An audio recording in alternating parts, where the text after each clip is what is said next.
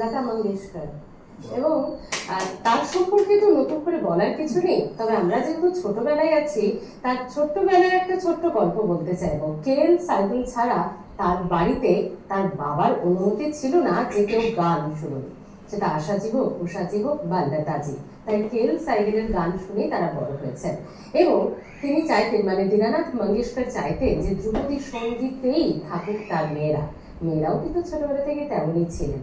মাত্র 5 বছর বয়সে বাবার পরিচালিত গীতিনাট্যে অভিনয়ও করেছিলেন লতা মঙ্গেশকর এবং সেই লতাজি বাবার মৃত্যুর পর কিন্তু কর্মজীবনে আসেন এবং তারপর আজীবন তিনি সঙ্গীতের জন্য দিয়ে গেলেন। 36টি আঞ্চলিক এবং বিদেশি ভাষায় গান গেয়েছেন। তিনি প্রথম, তিনিই শেষ, তিনি এই রেকর্ড করে গেছেন। সেই লতাজির গান ঋষিকার গলায়। আমরা একটু টেলিফোনে কথা বলে নিই, দেখি দর্শক বন্ধুরা রয়েছেন আমাদের সঙ্গে, তারপর আবারও গানে আসবো। বলুন সুপ্রভাত, কে রয়েছেন আমাদের সঙ্গে?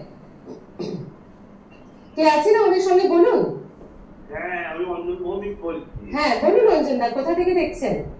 হ্যাঁ, আমি বর্তমান থেকে ওর গান দেখছি। আচ্ছা আচ্ছা, বলুন কেমন লাগছে গানে গানে লাইন? খুব সুন্দর লাগছে, খুব সুন্দর পারফর্ম করছে প্রত্যেকেই। সত্যি তাই? হ্যাঁ, বলুন ম্যাডাম। হ্যাঁ, আপনি প্রত্যেক দিনই দেখেন নাকি আজকেই দেখছেন? না, আজকেই দেখছি অ্যাকচুয়ালি।